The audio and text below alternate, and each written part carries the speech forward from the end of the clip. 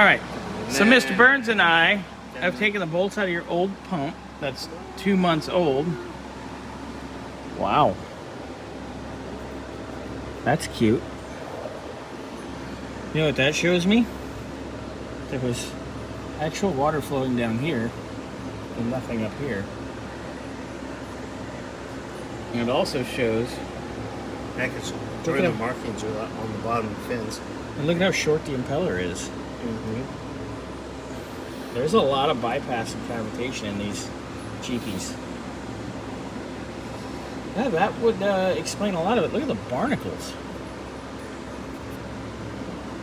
For a 2-month pump, that's a lot of schmutz.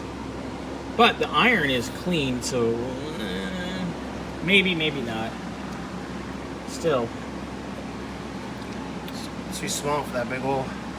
Yeah, a standard pump will not function properly like that. Tell us a lot of humidity out. Yeah. My beard Good kitty. My beard won't stay down. How many videos am I go up to and go, good kitty? A lot? And you haven't punched me in any of them yet. Not yet. It's coming.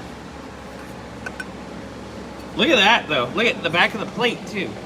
I went off tangent, but look at it.